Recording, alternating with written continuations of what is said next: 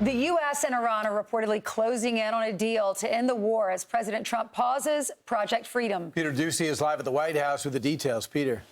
And how long would a deal like that be? Now we know. 1 page, 14 points. That is what is being hashed out between the U.S. and Iran, according to a report just out in Axios. Something could come together in the next 48 hours, according to this report. That also says this is the closest the two sides have been to resolving their differences since the shooting started in February. And it follows President Trump yesterday deciding to stop a military campaign in the Strait of Hormuz. He posted, "This is why.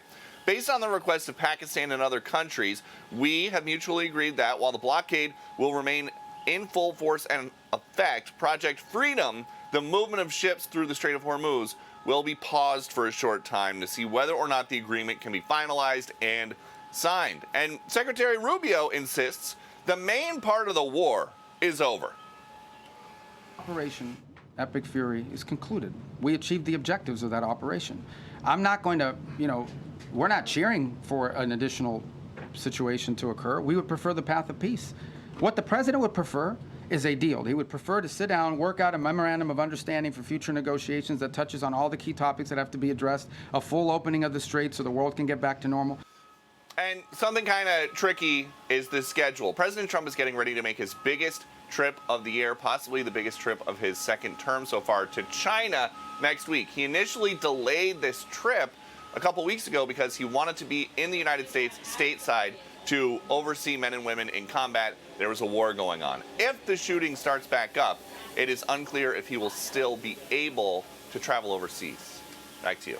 But, the foreign minister did visit China. Do you think, Peter, just with all your vast knowledge, that has anything to do with the fact that they seem to have come across more compliant?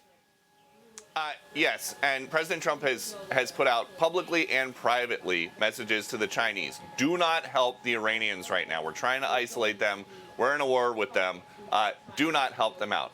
So the Chinese are very cognizant of that. They don't want to upset President Trump before this big state visit. So, yes, I think that these things are all connected. Yeah, in theory, they're not getting any oil, right? In theory, they're not getting any oil, so it's depleting their reserves, too. All right. Yep. Thank you. Thanks, Peter. Be sure to like and subscribe for all the Fox News latest on YouTube and catch full shows streaming now on Fox One.